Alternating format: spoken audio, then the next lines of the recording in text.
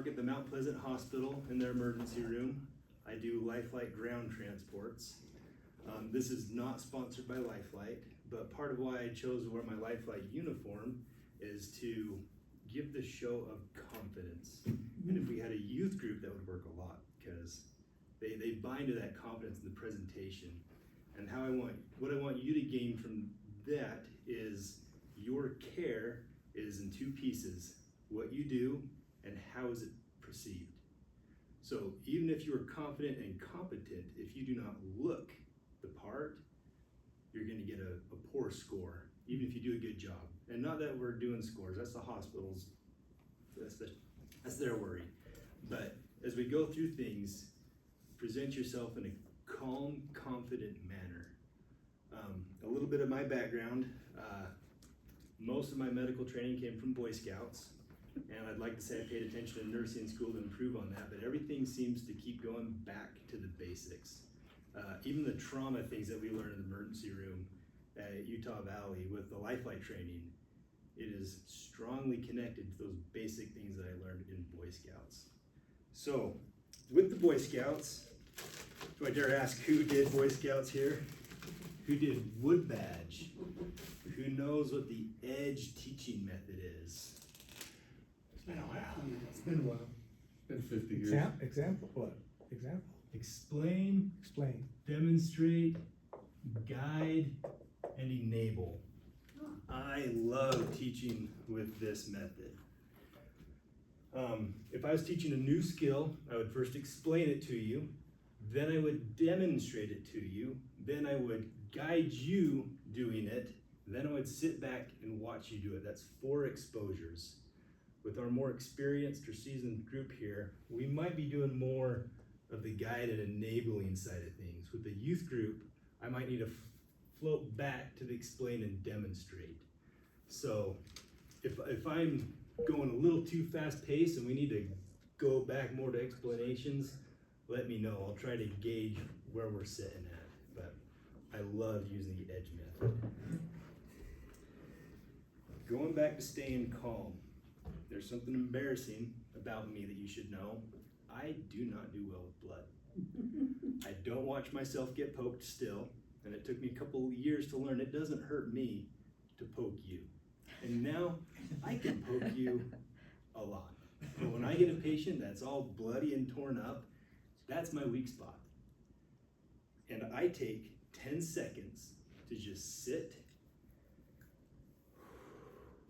and breathe. If that patient dies in that 10 seconds, there was nothing I could have done anyways. That 10 seconds is for me to regain my composure, make sure my head's on straight, so I can present myself in that calm, confident manner. I want my patient to know, the family to know, I am in control. I'm sorry, I get a bit emotional. My first trauma patient as a nurse was about a 14-year-old gal, excuse me. Her and her friend were riding a four-wheeler. The four-wheeler tipped and both of them dumped off. Friend was fine. She was unresponsive. EMS was needing to breathe for her off and on. And we were in the CT scan and I was holding her neck straight, and she opened her eyes and we locked eyes. And for a moment I knew she was there. And you know, we shared a moment. It was really special, and I could just feel the fear in her eyes. And that was the first time I lied to a patient. I told her my name was Aaron, that I'm taking care of her, and she was gonna be all right. That was the first lie I told as a nurse. Her CT scan looked like her skull was a cantaloupe that just dropped right on the concrete. Shortly after I told her, you know, I was taking care of her, she's gonna make it through, you could just see the relief come over her. And then she slipped back to unconsciousness and, you know, breathed for her a little bit. Sent her up north. I looked for her obituary for several weeks. She made a complete full recovery. They still don't know why she was presenting that way. But giving her that sense that I was in control, I've learned probably helped a lot. Our patients that are intubated that aren't responding, when the family comes in, I tell the family, you present yourself in a calm, like this is important, but you give her that sense, the patient, you convey that sense that it's okay. they're going to relax. And you'll see on the vitals monitor, heart rate will settle, not too low. Blood pressure settles. That patient will feel that calmness come through you. So as you're approaching your cares, it's okay to take that 10 seconds. And I'm gonna write that up here. 10 seconds. I apologize for my writing.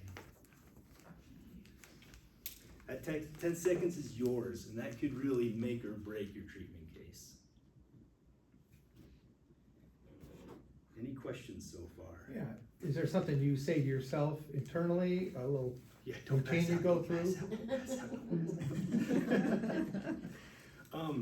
So I've been a nurse for 7 years now. I've gotten pretty good at being able to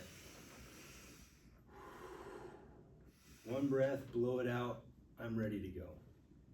We'll go work it. If I feel myself getting overwhelmed again, there's just a lot going on, it's okay, step back, blow it off, open up my tunnel vision, make sure I'm seeing the big picture. I'll do that quite frequently if I need. Having a good team with you helps a lot too. And when you're in your spontaneous care, you don't have your team, you'll notice there's a lot of people that are willing to jump in and help aid you with cares. There's a lot of people that are very experienced that are willing to jump in and help you with cares. And there's some experience that is okay standing on the side and just waiting. So as you improve in your confidence and you're providing cares, sometimes you can step back and let somebody else take your place so you can then manage that patient's care. You can revisit that big picture, go through some of these points that hopefully we can teach and make sure we're not missing anything. But I'm sure none of you came here to be hands-off. You want to be more hands-on, right? Any other questions? Did I answer that? Yeah. Good enough. Okay. One thing that I'm liking about what you're talking about, Mm-hmm. many of us in here and in our community are certified. Mm-hmm. So we may get put in a position that we are the help till help arrives, Mm-hmm. till you guys come on the scene. And so knowing some of these things that we need to do, because we might see something we don't like and we can't flip out and run away. Yep. So, thanks. You betcha. Yes. Have you seen the TV series Doc Martin? I have not. He's a physician that can't stand the sight of blood. We might get along then. One more question. Yes. In search and rescue, we heard of a scenario earlier in the career of one of our main trainers. And he said that it was a blizzard, they shut down everyone, one of the guys refused to leave, and he kept looking, found the father and the son that were lost. Mm-hmm. And as soon as he got there, the son said, okay, the cavalry's here, now I can stop trying so hard to save my dad. And that caused him to kind of give up a little bit, and then caused him to start to crash, even though there's no way to. The EMT search and rescue guide said, I don't know that the dad was savable, he was just too far cold and wasn't right. But then the son started crashing, then he had to deal with the son, and I'm just wondering if he said, you know, I got this, you can relax, if that meant that the kid said, okay, finally, I don't have to try so hard, and then he kind of gave up. I was just wondering if there's something that's kind of a happy medium maybe that we could say to them? Can I dodge that question by saying it depends on the patient? Yeah?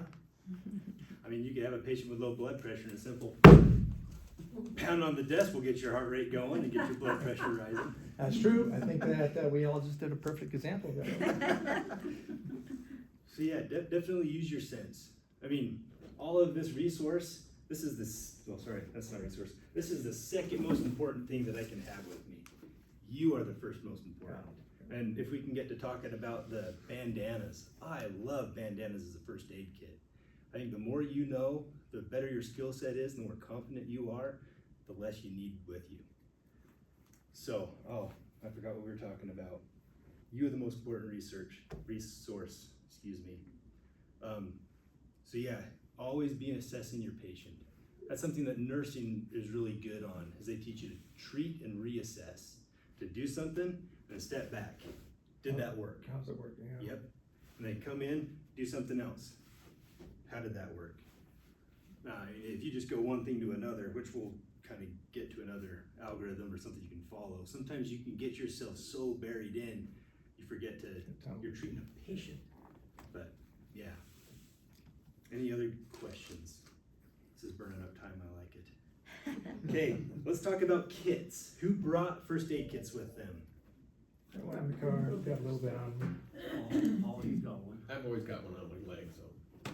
So, Which is an ankle holster, you gotta look into them, they're really cool. here's a really nice, wonderful, kind of expensive, very detailed kit that does us absolutely no good, because that stays at home. Yep. The stuff you have on you, that's what you're gonna use. I love bandanas because they're easy to carry. Boy Scouts are awesome, they're always voluntarily giving up their shirts to wrap somebody up, but as you improve your mindset, your knowledge, you can get outside resources to use as your kit. But sometimes you just can't replace a kit. This is probably the kit that I use the most. This is one I use for my backpacking trips. We can go through it real quick. And while I'm going through, there's a couple of things that I'll show that I forgot your name already. What's your name? Yes, you. Paul. Paul? Yeah. Paul has something that's probably better. An Israeli bandage. I'm pretty sure yours is better than mine.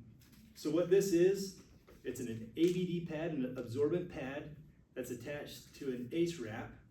And this particular one has a little plastic bar that helps apply direct pressure to your site. That's better than the one 350 million Americans are carrying right now. Oh yeah, and yours is probably better constructed than mine. This is China's rendition of that. As you can see, it's quite cheap. I got these to play with. What's This is that, what do they look call like. theirs? Same thing, Israeli bandage or trauma wound dressing. So there's the pad, here's the ACE wrap, there's the plastic bar. So this does you no good unless you know how to use it.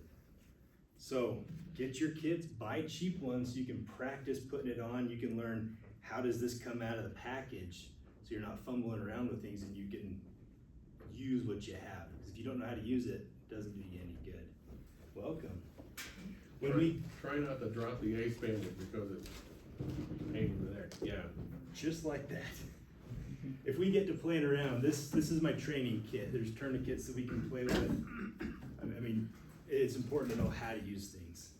Speaking of tourniquets, tourniquet. Not that I think that this is irreplaceable, but this is a good way for me to apply a lot of pressure and then free up my hands.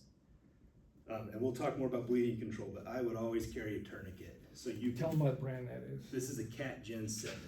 And make sure it actually is imprinted cat, because there's a lot of Chinese copies and there's lots of problems with them. These handles break off. These are Chinese copies. Oh, wow. You don't want that to be it'll work, but But sometimes the material in the windlass is too much and it takes forever to try to finally start to get it to contract. here's a metal version. I'm not gonna break that. Yeah. You Now get super glue it back and then you can break it again for the next demonstration. you get some of these big soldiers, who have legs like tree trunks. Sometimes it takes two of those. Mm-hmm. Windlassing in the opposite direction to shut off that artery. Mm-hmm. Mm-hmm. And let's talk about tourniquets right now. There was a patient that we had, another life flight transport, had a pretty severe leg laceration. The transporting nurse had a tourniquet in place and they oozed blood the entire transfer. Who can guess what was wrong?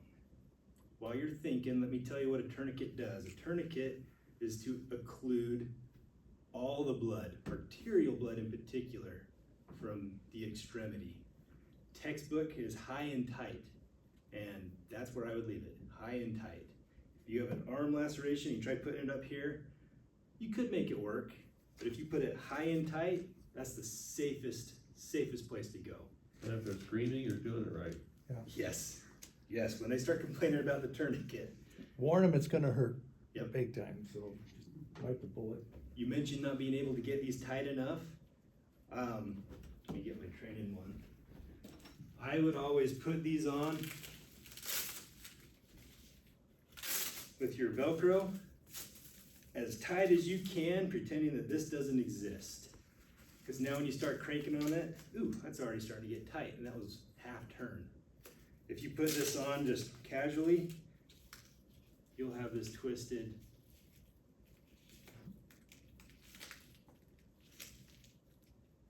Hold on. There's the pressure that I got with my original half turn. So tight, tight, tight. It's almost like prayer. Pray like it's all up to God, work like it's all up to you. Put this Velcro on, like that's the only thing that's gonna stop their bleeding, and then you can crank it down. So this is to occlude all blood, particularly arterial blood flow. That's important as we talk about our different stages of blood control. There's a factoid taught at my last EMT course about 4 years ago, and they said that 100% of the makeshift tourniquets at the Boston Marathon bombing all failed, 100% failure. None of them stopped the bleeding completely like they were supposed to. So do it tight.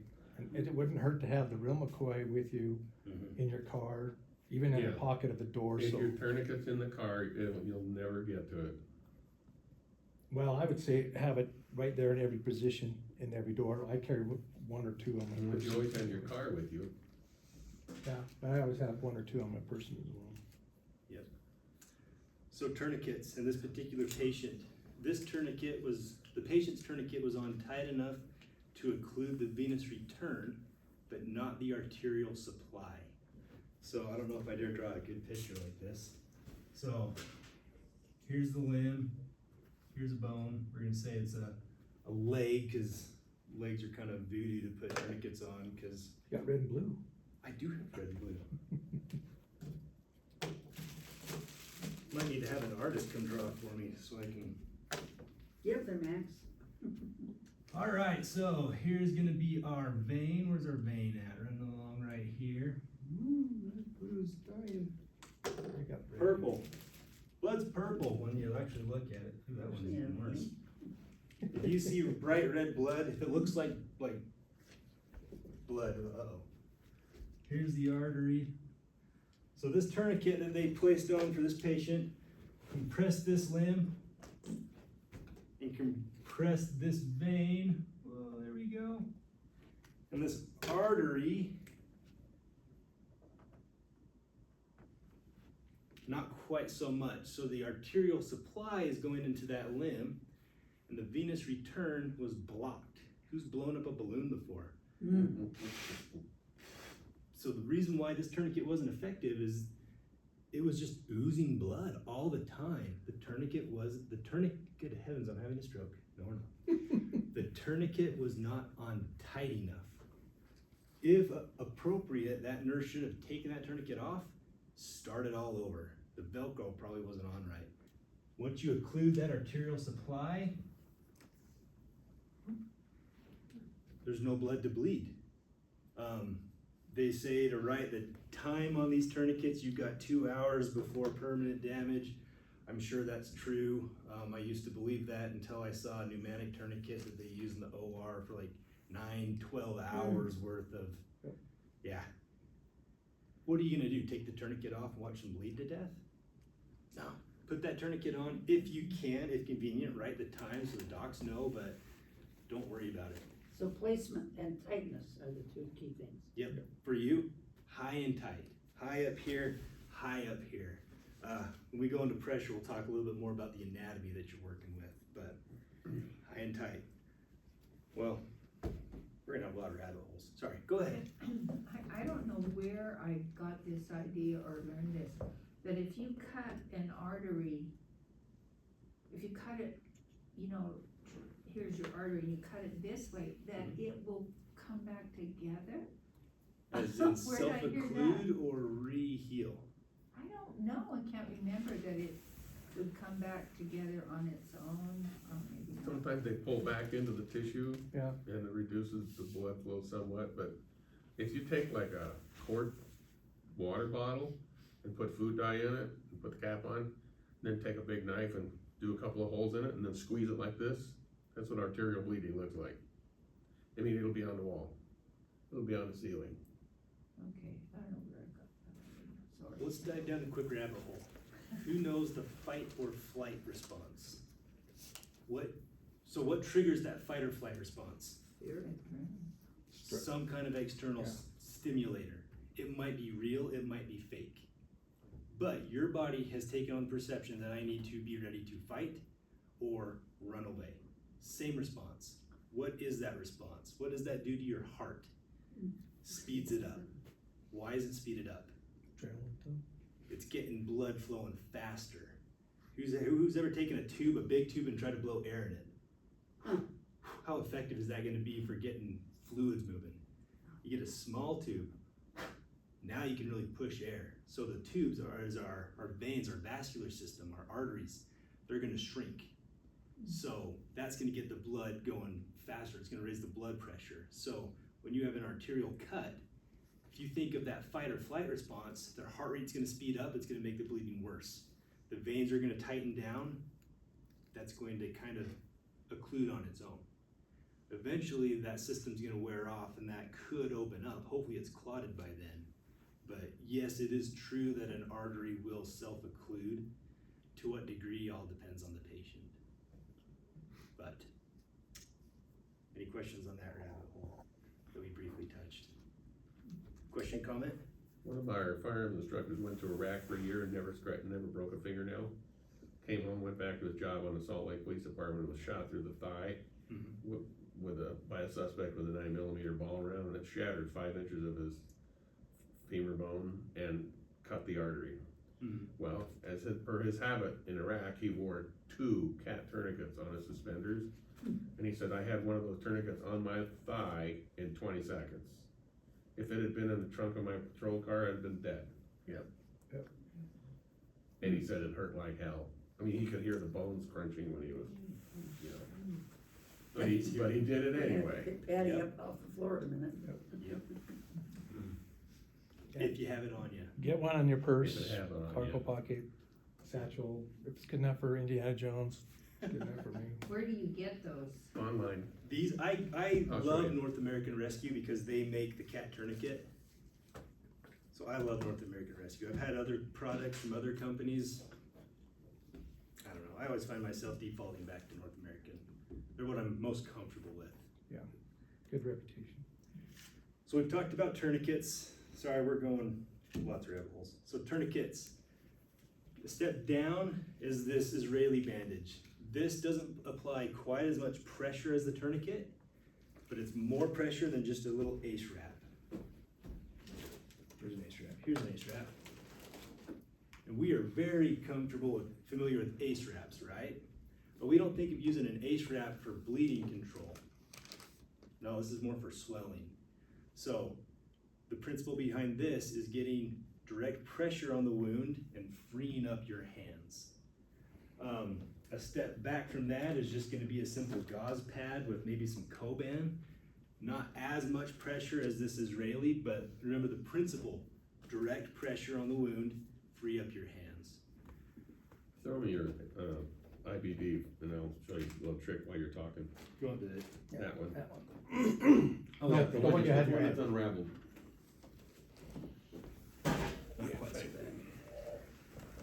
So, what is the treatment for a bleed?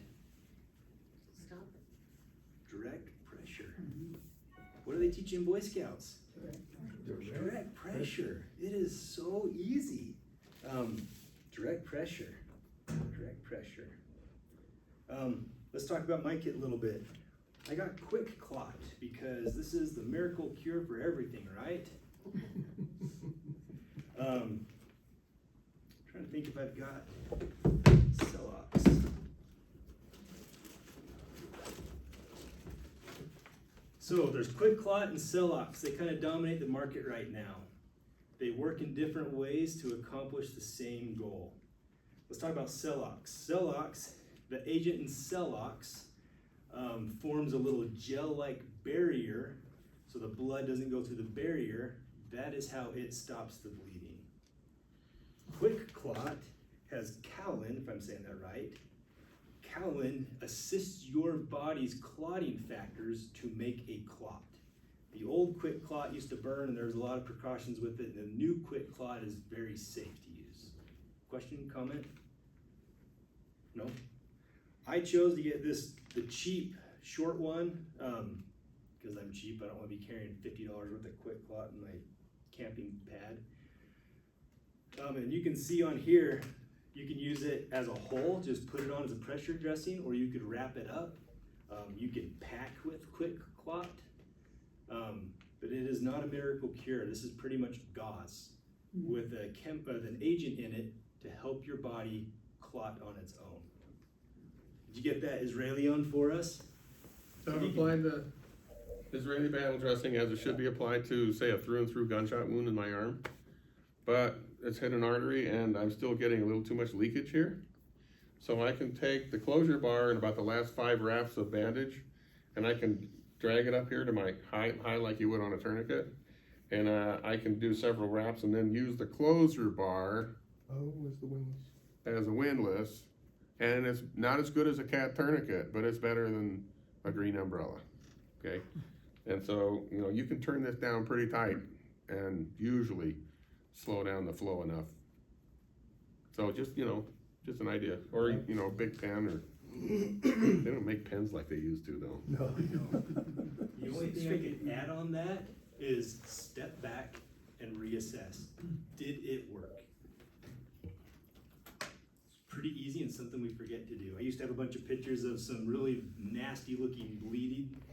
They have tourniquets, the Israelis on, and then I have after pictures where they took everything off, the bleeding was controlled. So just because you put it on doesn't mean it's gonna work, and just because you put it on doesn't mean that you're okay to move on. So always reassess your interventions. Any questions about? How does the Celox work? The Celox, the agent in it forms a gel-like cover, or like a scab, over the wound. You checking me on Google? I hope I'm right. Hey Alexa. No.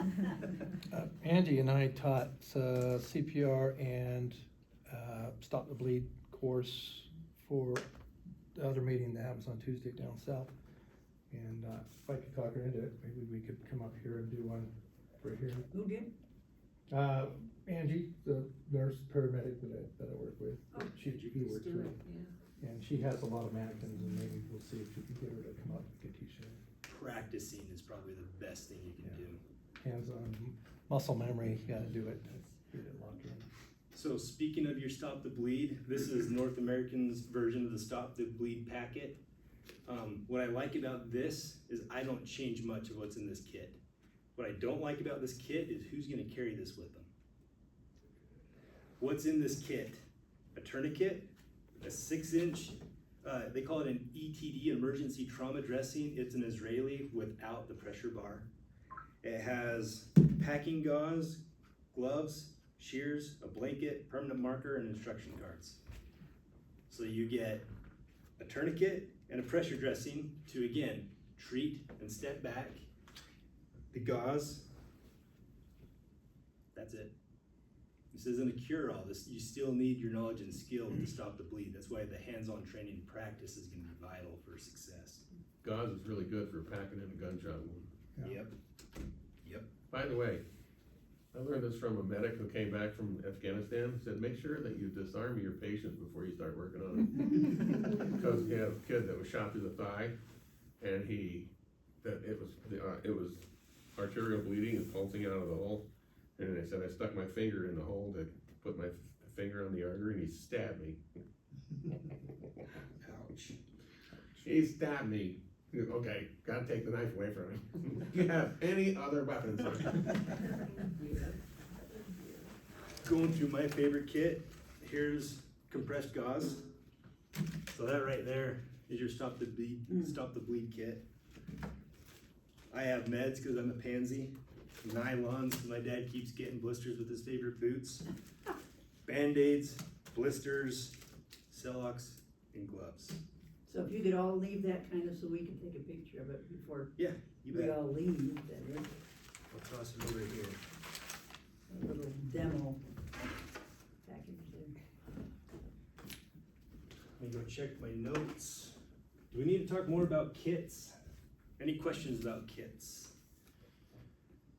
A lot of these kits, like the big red one, they're probably beyond my capability, because I haven't had any training like some of the people in this room have. Mm-hmm.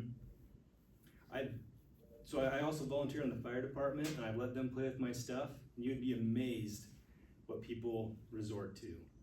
So a nice quote I like to give them: you do not rise to the occasion, you fall to the level of your training. When I'm training new nurses in the emergency room, I love to watch them suffer. Oh, don't record that. They do good. They'll give me a suggestion on how to treat something. Go get it. Go touch it. Go bring it to me, so I know that they know where it's at. Because you'll have the whole kit with all the answers, and if your experience is an ACE-RAP, sorry, this is because it's easy, you will resort or default back to your experience and comfort and miss the nice stuff. Well, not nice stuff. Yeah. So train with your equipment. That's why I brought this one. So you can open this and see what it's like. If you are able to buy the Israeli and open it, you might find out that they're actually double sealed in different ways. North American, you'll find, shows you where to open it, because you'd be surprised how hard it is to open a simple Ziploc bag when you're in stress. But, Or you've got Blood some on slippy your blood on your hands and you don't have a good grip. By the way, when you buy these trauma bandages, buy a case of them. So you can open them up once in a while and train with them. Yeah. Yep. Train your kids and grandkids with them, okay? I chose the cheap China ones. The nice ones are different. And if you're proficient in these, you're probably gonna struggle a little with the nice ones, surprisingly. There's just little differences that in that high stress environment can change your outcome. So I would recommend practicing with what you have if you can afford it. That's why I use the knockoff tourniquet to play with. There's a saying that says, don't learn it well enough to remember, learn it so well that when you're under stress, you don't forget. Because if I just barely remember it, then I'm stressed out, and that makes what little knowledge I have, you lose it. And then you need to learn it so well you can't forget. And that just comes with practice. Every chance you get. That's why I'm here at a basic first aid class to make sure that I remember everything and pick up cool little tips here and there. There's always a little gem that you can pick up from every class you go to. Talking about your training, back in the 50s and 60s, when they trained police officers on the range, the range master didn't like brass on the ground. Uh-huh. So you had them empty their empties in their pocket, in their hand, and put the empties in their pants pocket. Well, I think it was a Newhall shooting where 4 highway patrolmen lost a gunfight on the highway. They found 18 empty .38 special cartridges in their pockets, because they would, even though they're crunched down behind the cars, they took the time, they wasted the time to put the empty cartridges in their pockets. Yep. So you will revert to exactly what you were trained to do. Amen. If you could film yourself training and then watch, that's how I get my new firefighters quicker on getting dressed, is I'll film them. It's like, you watch and tell me, like, what parts are you struggling with? You might think you're good because you're getting it done, but you watch, it actually took me a minute to do this where I thought it was 10 seconds. Or you might notice ways of improving things you do good at. So yes, practice how you plan on playing, and I'd film yourself so you can watch. No critic like yourself. Go ahead. Why did it used to be that people were very anti-tourniquet in first aid training? You're gonna lose the limb. I think that was, yeah. I think the tourniquet was a limb sentence. And is that It's not better understanding now? Mm-hmm. Yeah. I don't know if it's better tourniquets, but we understand, we just played with it more. We know how to save what has been lost. Well, the war, the 20-year war we just had got over with, we learned a lot. The learning curve was steep, and I took 3 different combat lifesaver courses over that period of time, and they kept changing because we learned so much as it's a steep learning curve, and sadly, we learned that didn't save that person. We've got to tweak it, and so they just learned that tourniquets just work super well now, and And we one of the first go-tos instead of the last thing, the last resort. That's part of the reason why the homicide death have gone down, not because there's fewer attempted murders, but because the trauma care has improved a lot. So let's get into this, good heavens, I have my stroke again. That's interesting. Let's get into some trauma care. We're gonna start with the Boy Scouts. Who can tell me what A, B, C stands for? Airway, Airway? bleeding, Did you say bleeding or breathing? breathing, I thought Breathing? that was Then really you're the going airway, deaf. and, And then circulation. Circulation. So, airway. Do they have an airway? Head tilt, carefully, jaw thrust. Open the airway. Are they now breathing? Sweet. Circulation. Is their heart beating? No? Let's beat for it. Well, if they're breathing, it usually is, but. Usually. I don't know, there's a couple people that are breathing that might not have a pulse or brain activity. Anyway. Some might deviate to circulation. Are they bleeding? Now we're gonna get to reprioritizing to C, A, B, C. And this is where I like to stop with the ABCs, because this is where I confuse my young little scouts, because I thought it was ABC. So I would like to forget this.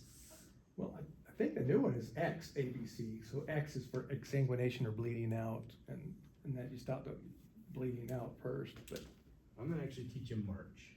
oh yeah, yeah. That's what they teach in search and rescue. So, let's make sure we have the basics down. How do you check for their airway?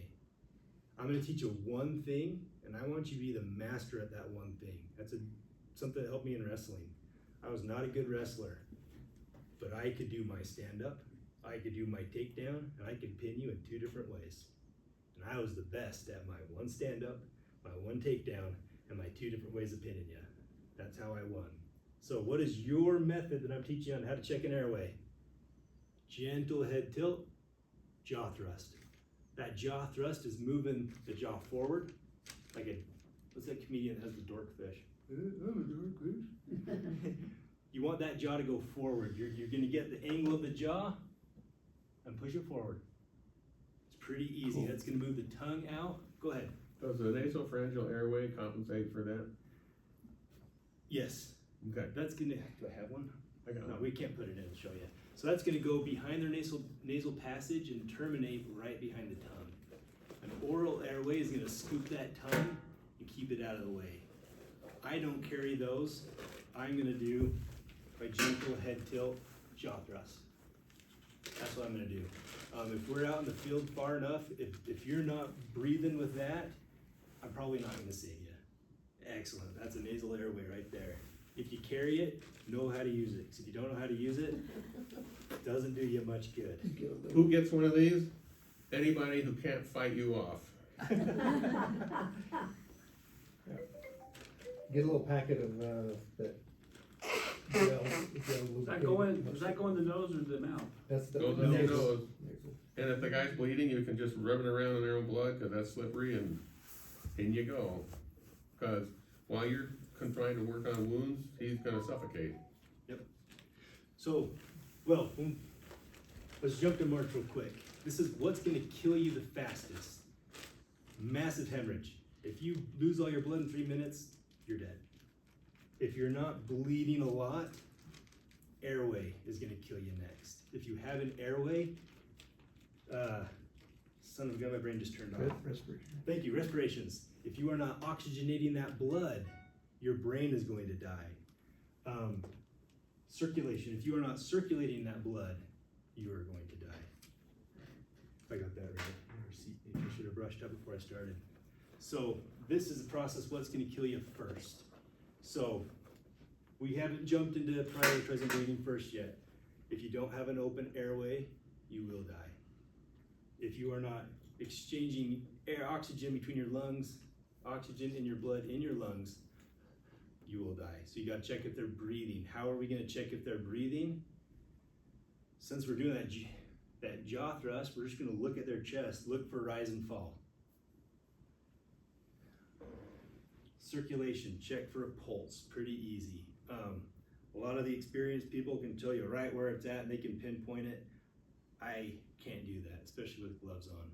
I will take my whole hand and I will wrap it around there and I'll feel, where is that pulse? Oh, it's right between those knuckles.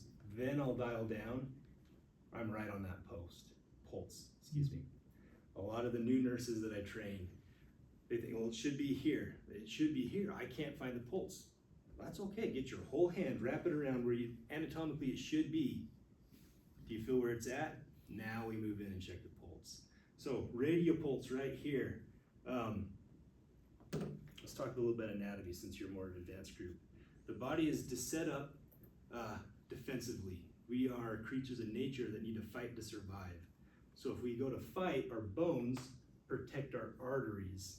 So if you find that bone, that artery should be right behind the bone. Think of the armpit, there's the brachial artery right along that bone. If you go to fight, that bone shields the artery. You go down to the femur, that's deep. It's gonna be right here, not very well protected. It's gonna come down, it's gonna dive into the groin behind the bones, the popliteal artery. Again, protected. So anatomically think, where should I find this? There it is. Where should I find this? There it is. Where should I find this? I don't know. I can't feel it. There it is. It's a deep one. This is a hard one to occlude because there's so much muscle mass. Let's take a slight deviation on controlling bleeding. Wish I had a comfortable volunteer to play with. To free up your hands, if you know where that artery is, let's kneel on that artery.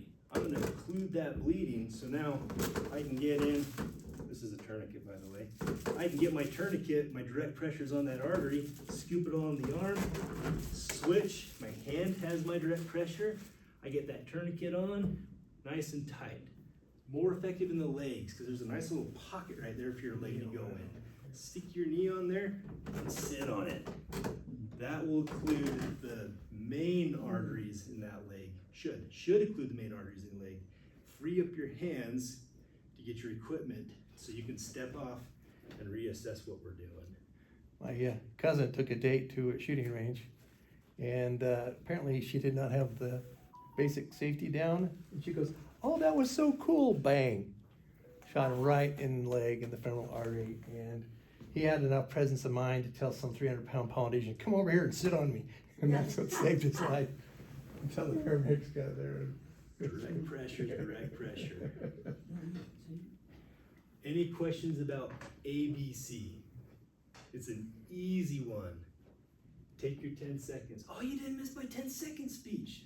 Let's start over. Hi, I'm Aaron. I'm a nurse at the hospital. I do not do good with blood. So when I get my big scary trauma patients, I will take 10 seconds to just sit there and watch and breathe. Regain my composure, make sure I'm presenting myself calm, confident, and it helps my brain kind of get back on track. What do I need to do? It helps me refocus, not get wigged out.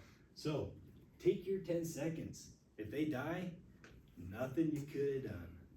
So ABCs, if your thing is boogers, it's okay. 10 seconds. Okay. Gentle head shift, jaw thrust. Nope. They are not breathing. We need to intervene. Do they have the open airway? Let's try a rescue breath. Good thing that's cherry, huh? Did it work? Sorry. I think I have really funny jokes. So if you can breathe for them, they have the open airway, so now you can focus on breathing.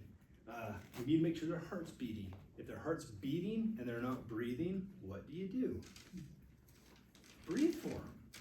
Easy, breathe for them until the professional help, the EMTs arrive. Yeah. Or you need to move to a safer location. If they're breathing and their heart's not beating, or not, it rarely happens, they're not gonna be breathing, but their heart's not beating, what do? You beat it. You do your CPR. I was really kind of offended when my brother told me that you no longer have to do breathing for bystander CPR. Like, well, that'll that'll give you about 2-3 minutes worth of good, but unless you reoxygenate that blood, you're circulating dead blood. But it is better to circulate whatever blood they have if you're not comfortable breathing for them. That's gonna keep them alive for who knows how much longer. I think you've got something handy right there. This is a little mini CPR mask with a valve, one-way valve, so if they puke, you don't get to enjoy that experience. What does it look Say it like? again, what it is? This is a small CPR mask. It has a little one-way valve, so if they vomit, because they're under trauma and everything, which they might do, that you don't get it. This is, it's got a gold cross thing on it. Hold it up. If you want to take a picture of it. There's one I've got here, is another one, the little thing that holds on the key ring broke off, so I just keep it in a little extra pocket and next to my tourniquet and next to my gloves. I And, have to like you a lot to do that. Just saying. I'm sorry? I'd have to like you a lot to do that. Well, you got a mask, so it helps. Yeah, that's what they say, but Whose thing is That's right, Paul. rescue breathing? Mine's blood. I don't do blood.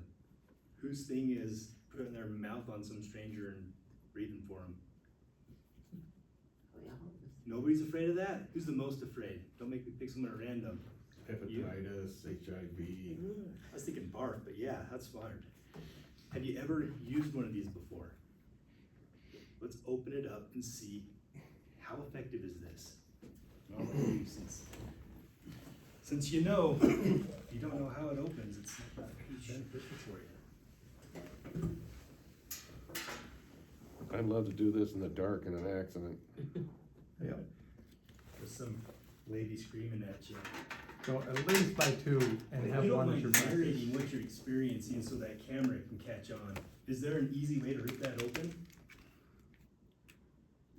Doesn't With look your like it. scissors. Only if you carry snips with you. Yep. Well, I didn't wanna whip out Big Ed, you know, scares people. And let's hope you didn't accidentally trim the pouch back. Yeah, that's pretty big.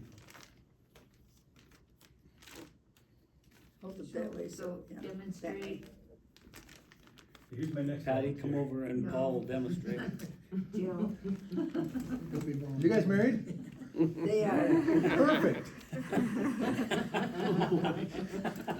So, Let's does that, demonstrate. that the valve, you don't do anything with the valve?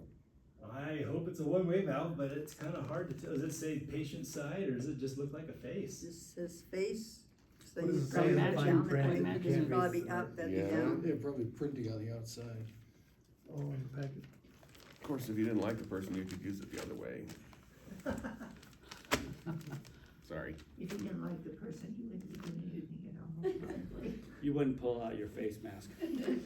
Yeah. Just saying, I'm not. So the last time I opened one of those was like yours on a keychain that I had carried for years and years and years. Paul, let's see that for a Brittle? second. It was brittle, the seams were broken, and it was stuck together. Or how about real cold weather?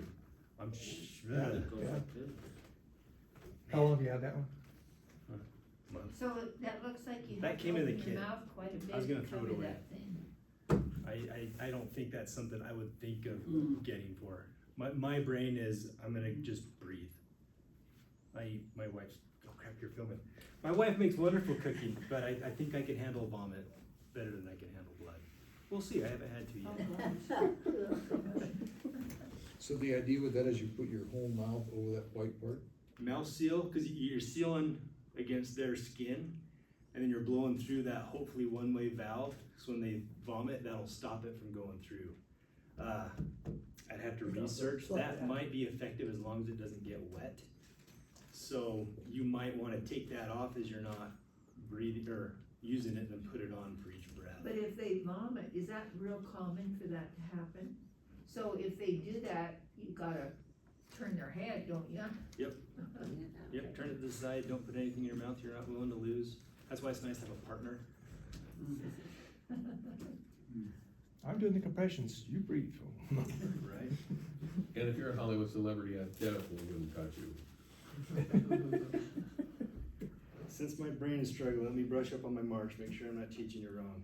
If there's no question on ABCs, Go ahead. This is probably a stupid question, but, why would a person not be breathing but be their heart beating?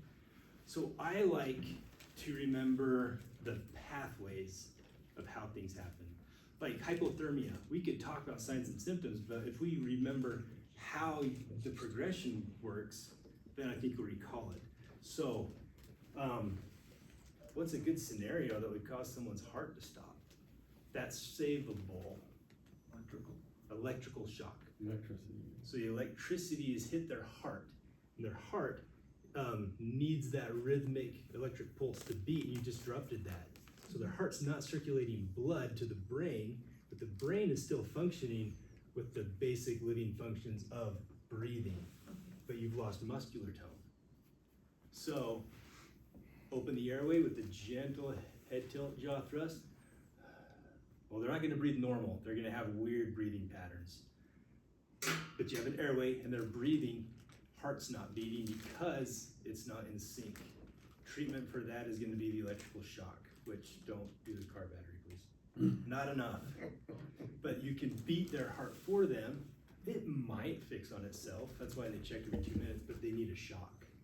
What about the reverse? Their heart is beating, but they're not breathing. What scenarios would cause that? I would love to take an easy road for trauma to the brain. You get a brain injury that hits that breathing center, that respiratory drive, their heart is still beating, and it will beat until it no longer gets oxygenated blood. But they're not oxygenating the blood, so they've got 3-5 minutes before their blood runs out of oxygen, and then their heart stops. Choking, overdose on opioids, that's why they're giving out free naloxone or Narcan. If you go to the health department in most of the counties, they'll just give you $1, and then you have that available in case you're at a friend's house and they stop breathing. I think they overdosed, you can give them the Narcan, and you'll probably need to do a little breathing to get it in there, in the nose, and then blow in the nose to get it to circulate, so mouth the nose, and then hopefully, but yeah, if they're breathing slow, and it can just turn things around, and they'll come back out of it.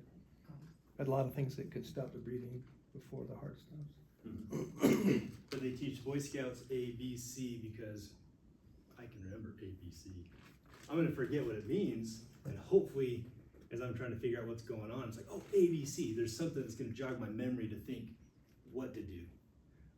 If we can get into like the disease process, for our more experienced folk, I like to think of what do I see, what's going on, what led to there, and then you can kind of think, how do I intervene or disrupt that process? So if we're okay to move off ABC, March, massive hemorrhage, airway, respiration, circulating, hypothermia, or head injuries. This is a military thing because where do people die first? They run out of blood. You got a lot of blood. It always looks like you've bled a lot more than you did, but you're gonna bleed out. Combat casualties or head wounds. That's what sticks up over the cover.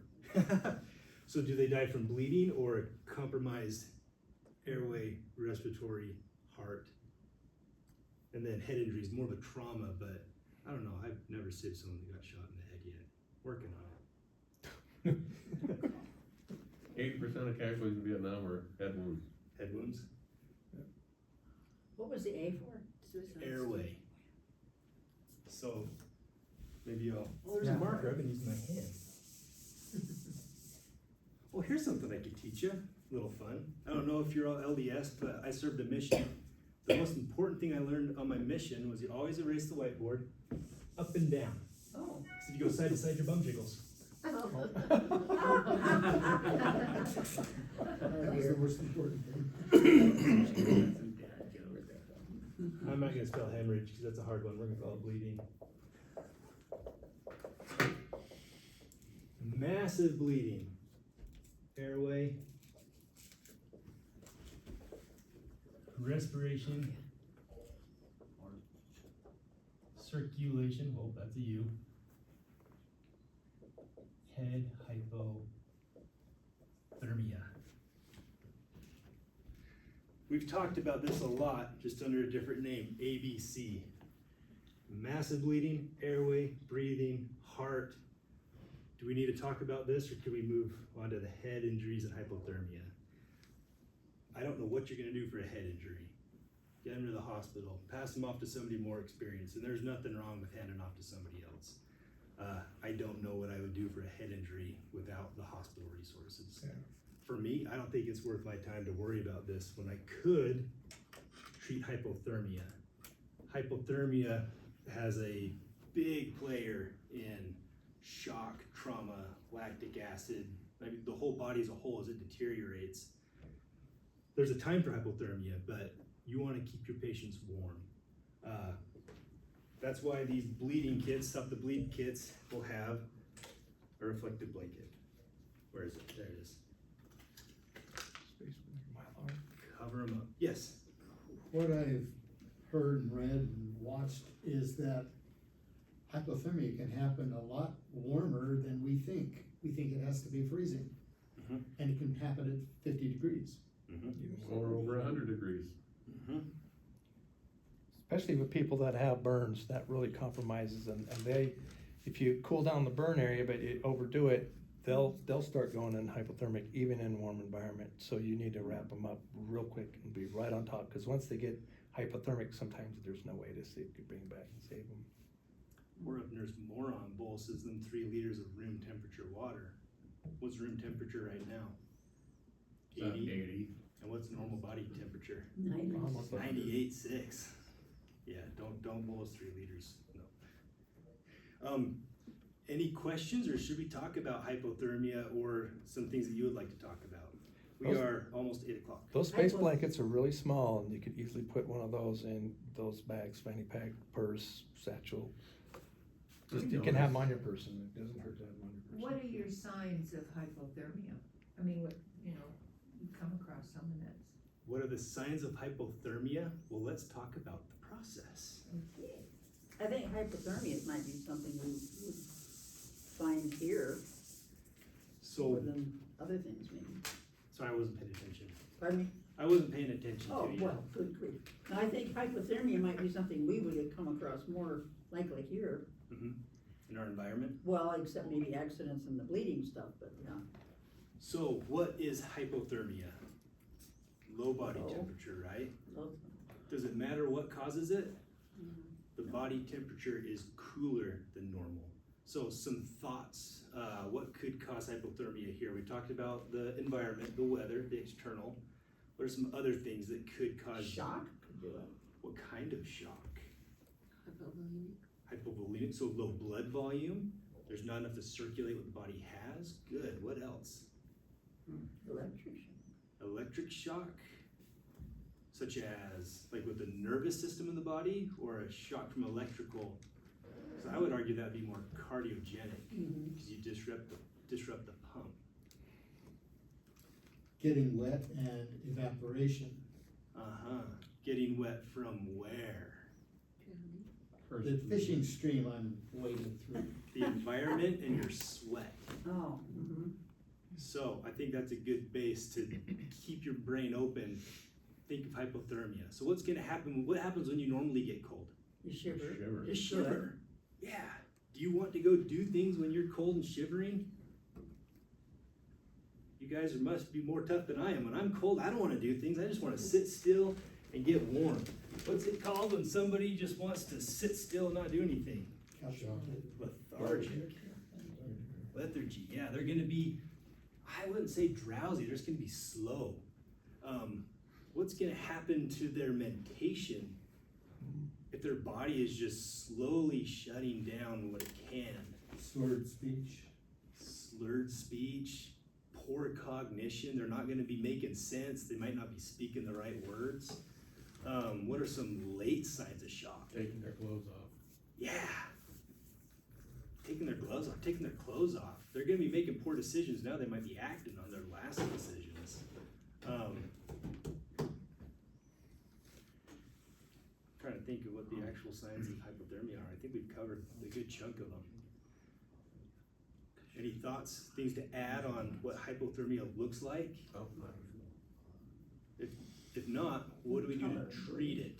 Well, I've heard that once you're shivering, that's kind of the later stages and you're kind of deep into it. And once that stops working, that you're in really Yeah, deep kimchi there. if you're past the shivering, you're not good. Yeah, well, you no longer feel cold. Your body is shutting down those unvital accessory sensors that you have, because it needs to shunt all that blood to the lungs and the brain. So yeah, you don't think it's cold anymore. You stop shivering. So treatment, obviously we want to warm them up. How do we warm them up? With our own body heat, most of the fastest. Blankets, so we're gonna use their own body heat and trap it inside blankets or reflective blankets. What else? If you're cold, if your hands feel cold, put on a hat. A hat. Oh, let's kind of dive away from that. Why are we covering the head? That's where you lose a lot of. Because It's a big radiator. highly vascular. So we're gonna keep heat where there's a lot of blood. Where else has a lot of blood that we can put heat? Yes, you might hear a heating up water bottles or getting a hot pack, put them on the armpits and groin. We're gonna heat up the body with an external source. What's their hydration gonna be like? Do you wanna give someone really, really hypothermic something to drink? Yeah. If they're not making sense, if they're not talking right, you might wanna hold off. Warm them up. Then now they're starting to get more with it, they're talking to you better. Let's get them something to drink maybe. What's their blood sugar gonna do? Blood sugar is kind of the energy of the body, and if they've burned all it up shivering, could get hypoglycemic. So I think it'd be wise, if they're improving, give them something to drink, maybe something to eat to prevent that. I was at a EMS conference a couple years ago, and one of the guys was a mountain rescue person, so since I'm on search and rescue, I jumped into that one because I really need to know both sides of it. And he says that what they found is that if you try to just insulate them to keep from, all it does is keep them from getting worse. You're stabilizing, you stop the loss, but they need to warm up. And what they found is if you can give them something like maybe a glucose packet or a packet of honey, something that's not a lot, but it's high calorie, and then you force them to get up and start moving around, they need to get their internal engine, their motor working and revved up, and that starts to create heat from within. So if there's any way you can get them up and get them moving, even though they don't want to, and they're sitting down. Now, I'm not sure if that's the latest what you've heard, but that was a wake up for me. I would agree. Yeah. What about removing wet clothing? Oh, yeah. Would be, Yeah, let's get them out of that cooling environment. Good thinking. If you're in the sun, go to heat stroke, get them out of the sun. Put them in some shade. What happened to the get naked with them in the sleeping bag thing? Yeah. I'm not getting naked. Okay. That- That's kinda like the CPR thing, you know? They mentioned that also doesn't, it stops them from getting worse, but it doesn't necessarily help them. You need to get them up and moving and to get their internal furnace fired up with some fuel. I just read about it, you know? Since leaving Boy Scouts, I Are you think sure? You probably wind up on a list too. yeah, hospital approved. So let's think about, well, getting down your underwear with somebody. Skin to skin contact is going to transfer heat really quickly. Their body is cold. I don't know if I can draw a good bar graph here. They're cold. Your body is hot. I should use red. If you're Black's finding the ones that don't work, throw them out. Don't keep. Yeah, good idea. So what should happen if we get something hot with something cold? It should equalize, Yeah. right? So now you have a Two cold people. someone who's getting chilly and someone who's A little bit warmer. getting warm. So for a scout We're group, chattering. They're cold now, and they're just a hair warmer. for a scout group, if I had boys willing to take turns, rotate, trying to warm them up, and I didn't have another external heat source, might be what you do. But yeah, use your resources. Do something that you can walk away from. If you're sitting there shivering, well, now you got two patients. If you can, yeah, make a fire, do something else, something that you can step back and assess. and you can put the solar blanket behind them. If there's fires here and they're here, and then you can put a reflective back, then it can get heat reflecting back from both sides and helps to warm up. Oh, and one of the quickest ways that I've heard of, and this is from a SEER instructor, Survival, Evasion, Resistance, Escape instructor for the military.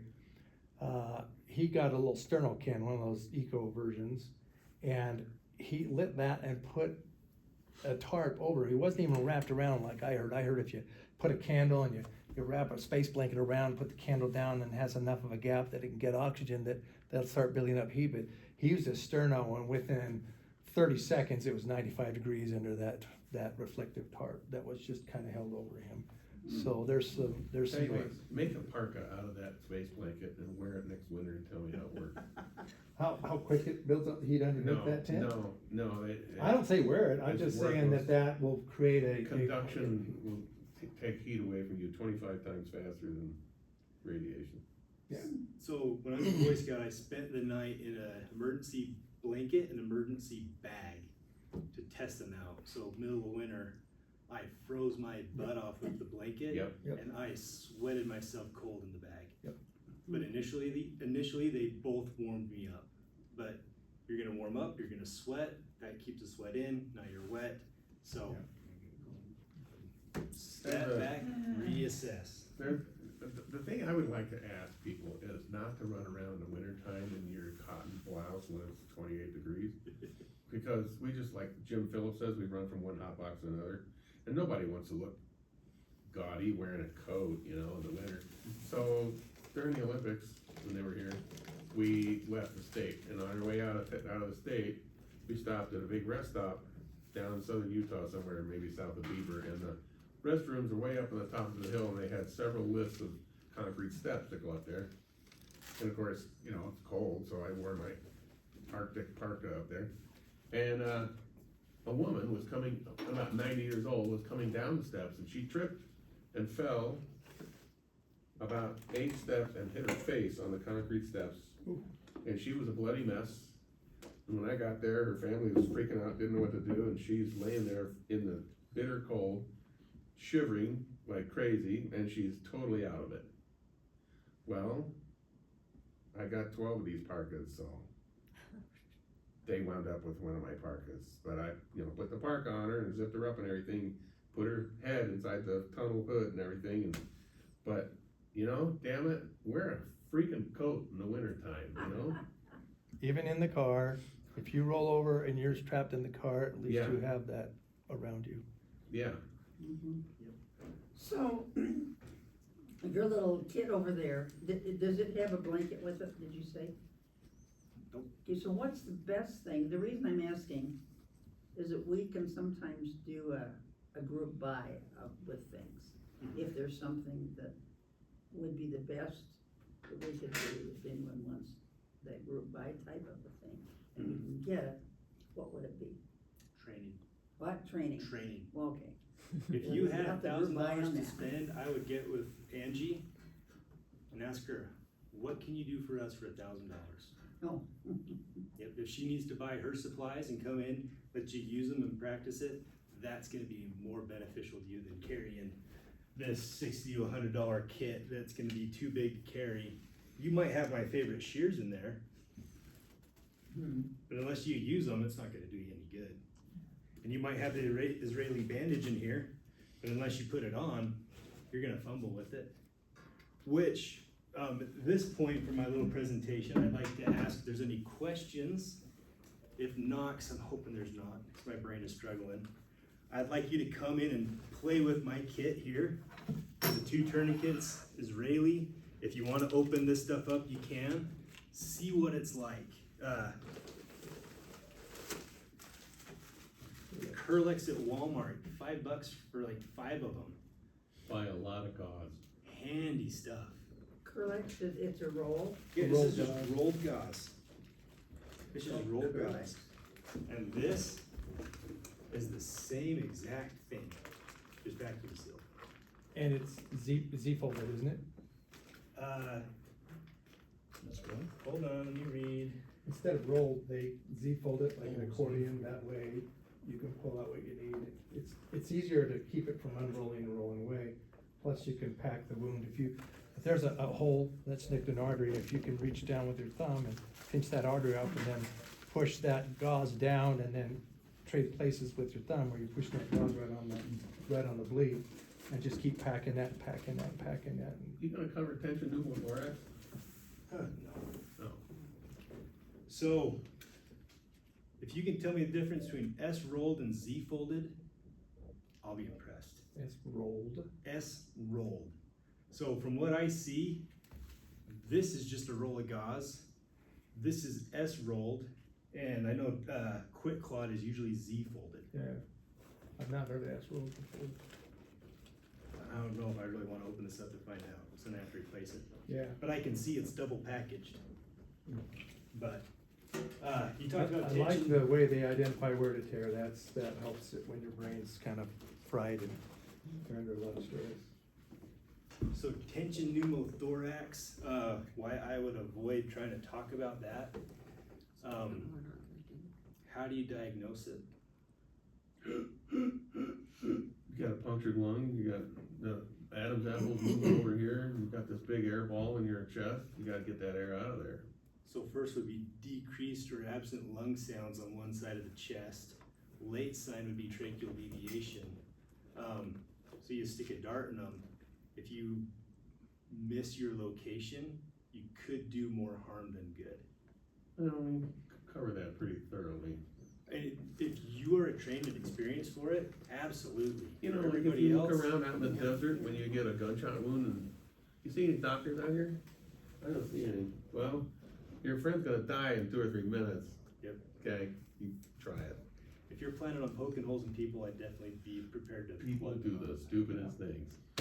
That in the Army, they just taught to take the patient's hand, put it under their armpit, and then just underneath that, in between the ribs. Because you can use what's called a needle decompression, but that's an advanced skill that I am not certified to And use. you're not gonna carry a 14 gauge on it. And I should brush up on the Good Samaritan law, but I believe it is what is a normal bystander expected to do. And if you pull in my training, my experience, so if I come in and say, I am a nurse, I'm gonna be a Good Samaritan, well, now I'm gonna be held at a higher standard. If I have that training and I am just a bystander, I'm gonna help out with basic things, I should not be held to that high. Because if I mess up, if I try to do a needle decompression and they find out that as an ER nurse, that is out of my scope of practice, I'm in trouble.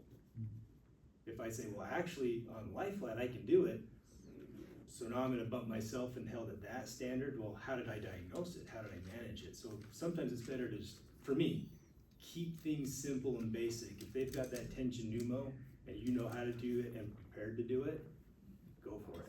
Well, even if you can't do the needle decompression, if it's a sucking chest wound, and that's letting air in, so the balloon inside goes, and you need to seal it up so no more air gets in, you can take the plastic wrapper on one of these packages and just make sure that it's a big enough piece, and you can On tape both it. sides. Take it on 3 different sides, so one side kind of goes out, but the tape holds it in place. When they try to suck the air back in their own lungs, it stops the air from sucking in. That's why they call it a sucking chest wound. Well, our instructor has seen a lot of bullet holes in people in the Marine Corps in Vietnam. So he has no hesitation to teach that.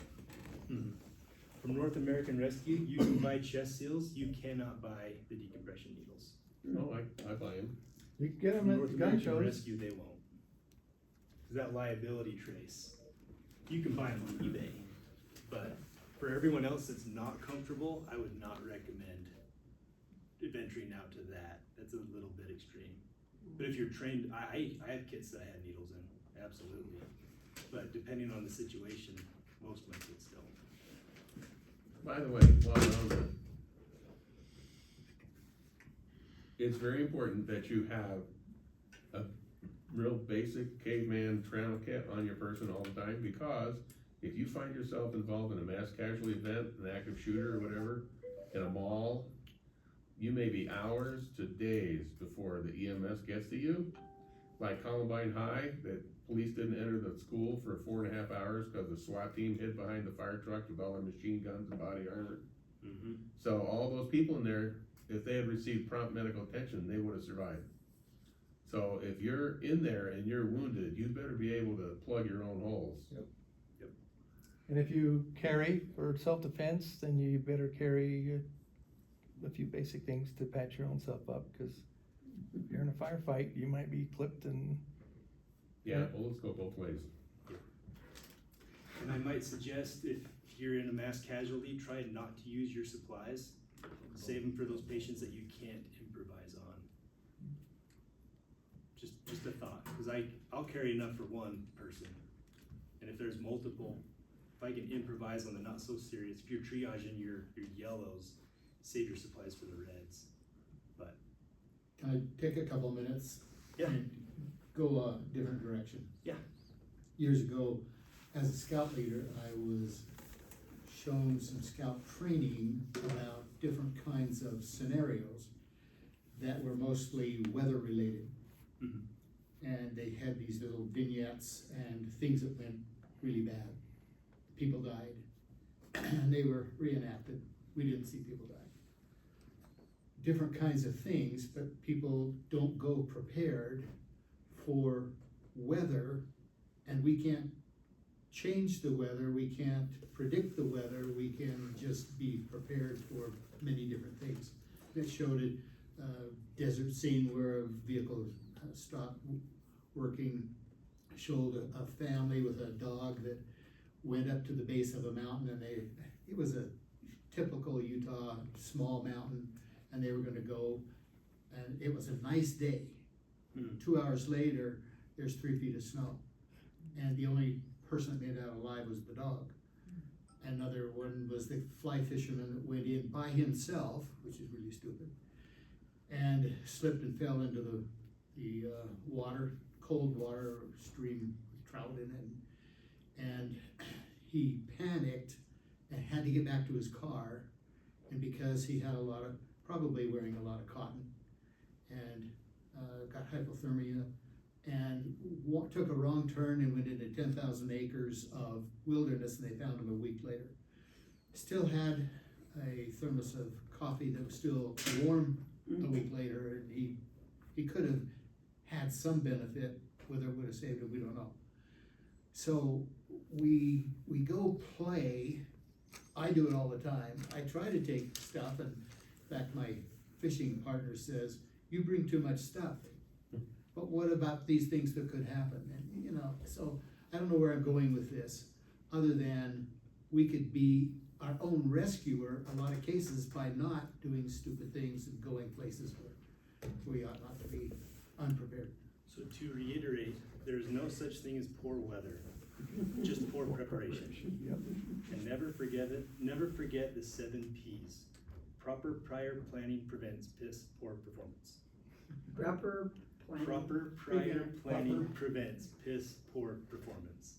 Proper What? prior planning prevents Prevents piss poor performance. piss poor? Never heard that phrase before? No, well, that's the word I wasn't sure I heard that. Okay. Piss poor job you did there. All right, I got it. These are medics, okay? I know. So the Doesn't decompression travel in those needles, circles. if you're going to that environment, proper prior planning prevents piss poor performance. Most of us will never unsheath one, but if that's where you're going, you need to be prepared.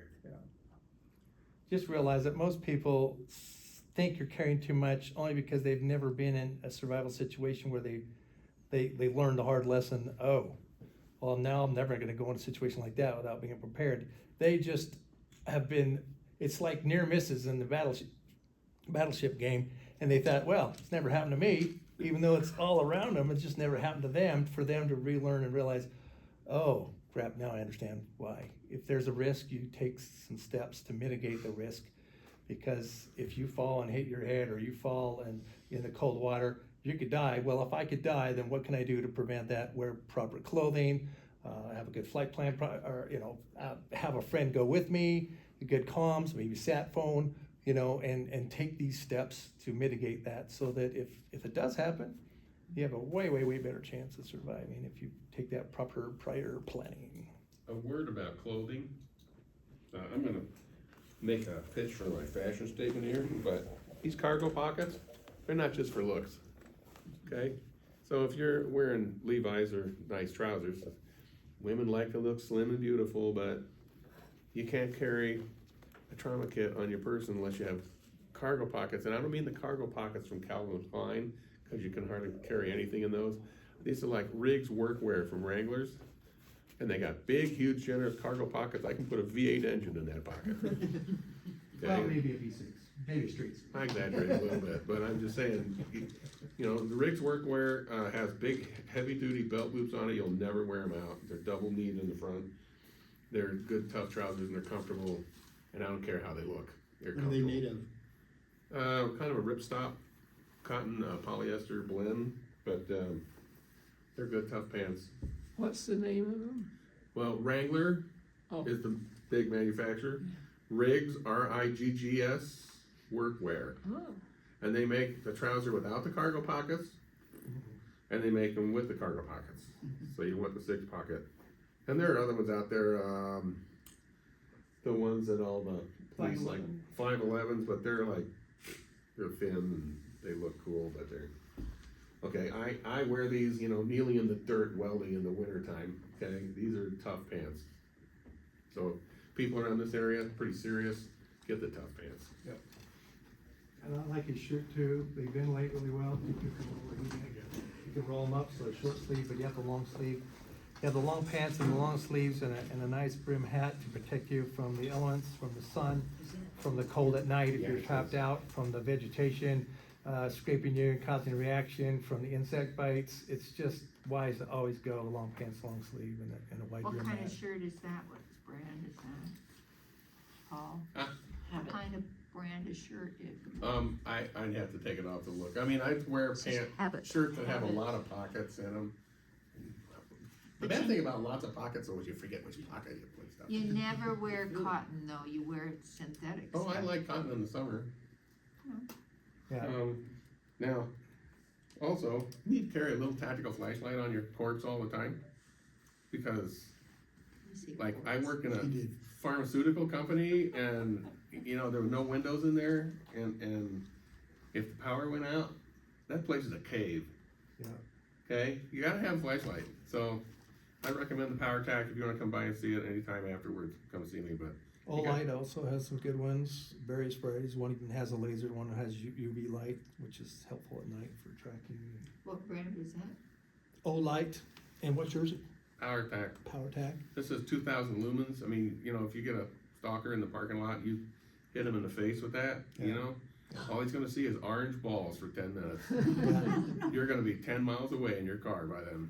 This one has 3 settings, one of them that'll go for hundreds of hours on low, but if you double tap it, it goes to 2,000, and you go 3 times and then you can strobe, and like I said, when that's strobing in there, that's gonna deter any of How that. do you spell that? O-L-I-G-H-T. Oh, This is what's called Firefly, and it'll last 28 days, continuous. So if you had a hole up in a big basement somewhere, That's on the low settings. that's on the low setting. It's got 5 settings, and that's the strobe. So I keep it about there.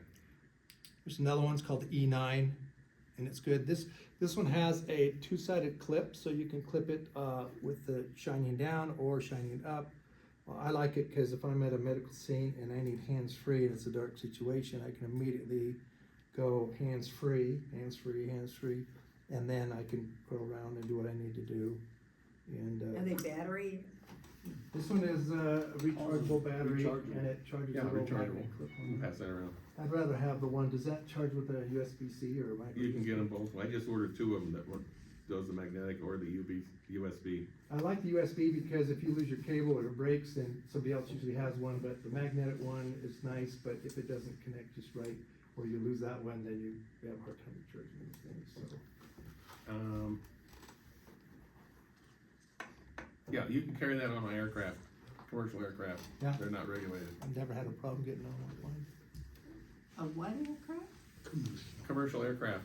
Delta, Why you can couldn't carry that on Delta Airlines, you know, to fly somewhere. Why couldn't you carry a flashlight? You can carry that on a And plane. what the heck about a flashlight? Well, you know, you might be a terrorist, you might, you know, if I hit you in the face with that and rake your, you know, I could really hurt you with that flashlight. I carry one in my backpack all the time when I'm flying. I know. which is very good. I And never heard anyone say. I could use that as a weapon really Well, you easily. could, but gee, you can use your fist. look at But you the, know how look at the the bezel, airlines are. the end on the, right around the crenulated bezel. It's got those little, Serrations. castellated things on the end. Scallops on it. So if you hold it and somebody's coming at It's you, little you're- knife edges. well, it's kinda, it will mark them, it'll hurt them, and they'll think twice, plus, they'll be marked, plus you have The point is, DNA on your you flashlight can, so that you they can should. prove that that was the But bad you guy. already do. I've never heard any flashlight could be a problem. I mean, your name. Everything else is, why not Yeah. that? So if you look, there's those little Oh, yeah, castellated, I have sharp. one like that. and if you can shine them, and if they're still coming at you, boom, boom, boom, and they'll think twice, cause they won't see it coming, cause they'll be partially blinded, but if they're crazy enough to keep coming, you hit them hard and fast in the head or the face, and they'll They'll bleed like a stuck they'll pig. think twice, yeah. Okay, I'm ready. Do we have a demonstrator? Do we wanna? No. We have a volunteer. Yes. You talked about how bandanas are particularly awesome. Oh, Which one of these things are replaced by Do a you have a bandana? triangular band? Triangular bandages are right here. Okay. Bandage, or a bandana can almost replace everything, other than the effectiveness of the tourniquets. Cool. But you could line the bandana in such a way to increase the pressure that it applies. You Do you can, need a crossbar? it's helpful to have something to twist, yeah.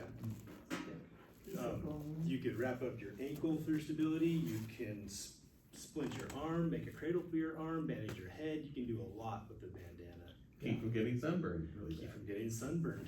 Yeah, you can put it Could behind rob a your bank ball with it. cap and wrap around the sides, so it's less likely, especially on the neck. Even the wide brim hats, if you're hiking with a ruck and you're walking away from the sun, the brim only does so much, but when you're leaning away, the sun could just badly burn your neck, and so I have a boonie hat that has a little neck protector, or you can tuck this in your hat around the neck and prevent the burn. And if you want, you can find a first aid bandana that has some tips and tricks printed on it, so it's not just a pattern. Yeah. I wish I could find mine. How come the Boy Scouts didn't print that on there? I got one, I can't remember when it was discontinued, like 1990 or Do 80. you need that demo for people, or? I wasn't planning on demonstrating much. We're at 8:30 right now. Well, let's get up and play, folks, get up Yep. there and get some hands You're on. more than welcome to play with anything on Playtime. this table.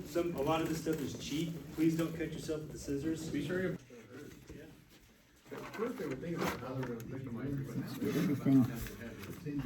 Let's see what it is. What's this, just Band-Aids? I'm interested in what these are. Yeah, we're doing that.